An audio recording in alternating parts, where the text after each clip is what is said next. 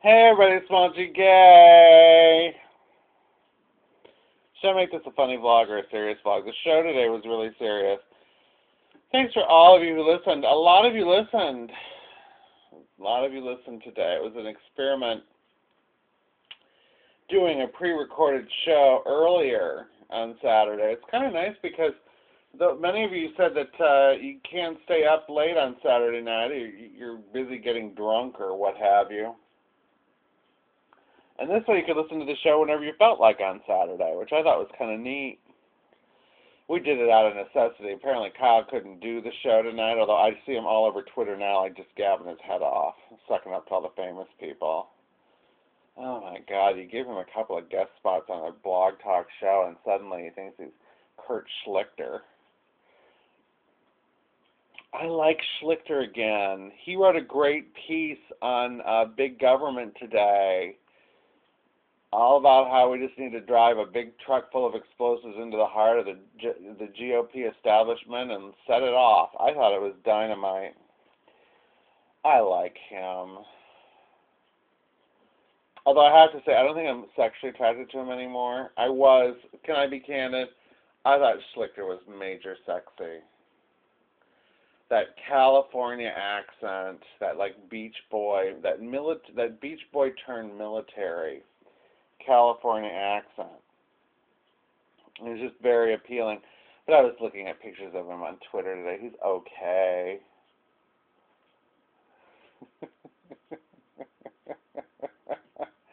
There's the gay side of it.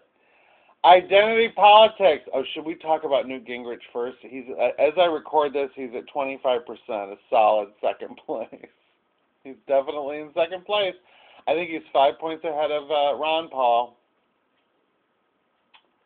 But whatever. We knew that was going to happen, didn't we? Didn't we? Identity politics.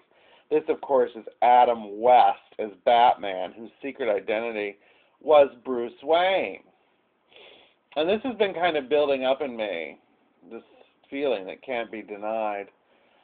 I've just been thinking about this ever since Florida, and one of those Mitt Romney infomercials that they had, that co-hosted by Ron Paul, that they had where the audience couldn't speak, the audience was all Mitt Romney fans. I think it was at that one, where they included Florida's Hispanic GOP population, and they were all like, how many Hispanics will you put on your cabinet? How will you increase Hispanic GOP visibility? Oh my God. We have a leader, Marco Rubio, who is Hispanic. And I started getting a little ticked off. I mean, fortunately, I don't watch those things on television. I have a television, but I don't have the cable television. And otherwise, I would have put my foot through the screen, because I'm thinking this is the most embarrassing tokenism, the most embarrassing political correctness, and identity politics. And the only reason why they're not calling it out is because they wanted those Cuban votes in Florida. And I'm thinking, here I am, small g gay, obliterating identity politics, and what the hell is the Hispanic community doing? And then, of course, now it touches it today, because we're in Nevada, and who's voting for Mitt Romney in Nevada? All the Mormons. So if you're Mormon, you have to vote for a Mormon. I mean, why? What is that? That's identity politics. Oh, good Lord. I just think it's kind of dubious. I mean, frankly, I think I'm right. I think identity politics should be obliterated. But I'm a little ticked off that, like say Go Proud, for example, is denounced for having identity politics, but what about these Hispanic groups?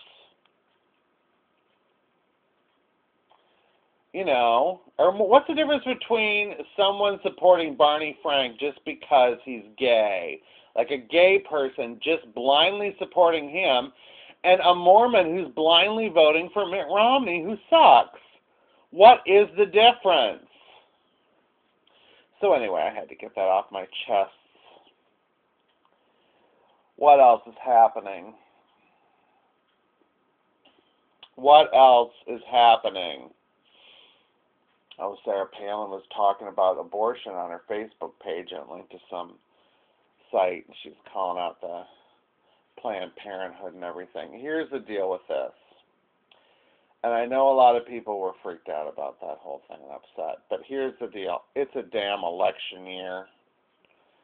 And we already know the Democrats, we found out that the Democrats are trying to force the Catholic hospitals to perform abortions and provide birth control and whatnot. They'll probably be forced to do sex changes. I swear. Okay, this is their leftist agenda, don't get me wrong. But they're taking advantage of the fact that it's an election year. And they're going to activate all their nut jobs, and they're going to be driving wedge issues left, right, and below the belt this year. You can see it already. And the Republicans will take the bait, and they'll fire right back, and we're going to have another year where it's a big moratorium on abortion. And you know what's going to happen? The Fast and Furious investigation will be swept under the rug, and the insider trading bill will be swept under the rug. SOPA will probably be passed. And we're going to waste another election cycle fighting over abortion. Oh, good Lord. And they're going to be saying, vote for my man, question mark. Vote for my spokesmodel. My spokesmodel will give you an abortion. My spokesmodel will ban abortion. And it'll all just disappear. Speaking of just disappearing, whatever happened to all those important revelations that we all had to know about how Newt Gingrich didn't really like Reagan, and everyone who knew Reagan, they hated him, and that he was just the enemy of Reagan, and that he was just all in it for himself. Said Pat Buchanan, a man who's never been in it for himself. You know what my father always said about Babe Buchanan? He always thought that Babe Buchanan was Pat Buchanan in drag. Can I be candid? That's what my father always said. He said, that's Pat. They call it Pat's sister, but that's just Pat in a dress. Babe Buchanan. She was sent out by Romney to go heckle Gingrich. We know that Romney's classed with a K. However, and here's why I'm always surprising, I listened to that interview that they posted on Huffington Post about Ann Coulter where she was saying Romney owes me. And I listened to the full interview with her on Hannity. And, you know, this is the thing. You kind of have to listen because when you just listen to the soundbite, stuff's taken out of context and it's reductive and it's just reduced to that line. And sometimes it's more nuanced. And I don't agree with Ann, but I can see where she was coming from now. She says in that interview with Hannity that the reason why they're pushing Romney is because no GOP candidate has ever been able to, there have only been two who have been able to beat an incumbent Democrat president. And there hasn't been one since Ronald Reagan. And she said Ronald Reagan was softened and made a gentleman so that people wouldn't be afraid of him because he was a conservative.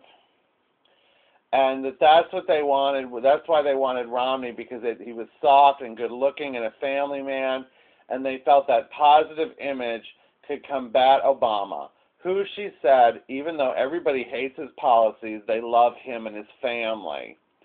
So they personally like him, which, of course, is what happened in Florida.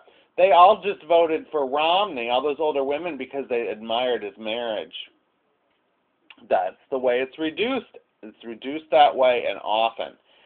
So that's where they were coming from going with Mitt. Of course, now they got damaged goods. You know. And here's something else that I've noticed with a lot of the Republicans. I think that they overanalyze history in a very simplistic way. Let me explain why. Okay, yeah, history does repeat itself, but it doesn't repeat itself exactly. Okay? It's not like that Gilligan's Island image of the Republican candidates where everybody matched. It's never exactly the same. There are themes that repeat themselves, But you may have one theme from one historical period with a little bit of another historical period with an added dash of another historical period. And I notice a lot of the Republicans trying to think, like, well, this is all just like this. I've talked about this before. But it's, in a lot of ways, the situation we're facing now is not at all like Jimmy Carter. It's like Jimmy Carter economically, but socially, it's a lot like LBJ, where you've got people rioting in the streets. You have got an emerging hippie, left-wing youth culture. You have a culture in moral decline, far more so even than the late 70s.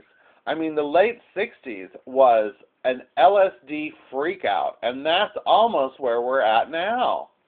It was Marxist time. By the late 70s, those people were primed and ready to become yuppies. And that's a huge difference, you know? So, yeah, there's a little bit of the Jimmy Carter-Reagan, but there's also a little bit of the Hubert Humphrey-Nixon thing here. You know, I mean, frankly, I'd like a president who can knock some heads together. And that's another aspect of conservatism, the tough on crime, but they're never going to get there. So anyway, it's turning out exactly like we predicted on the show today. Are you surprised? I'm certainly not.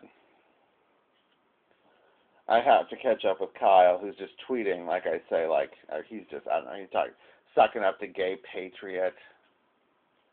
And just another Moe's holding court.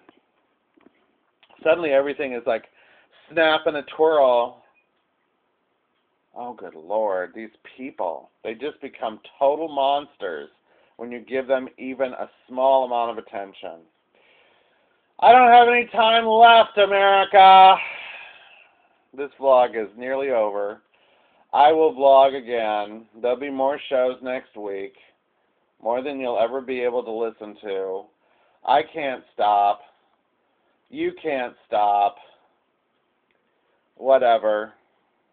The future is, God only knows. But we'll all muddle through it together. Together, wherever we go. I'll talk to you soon. Bye.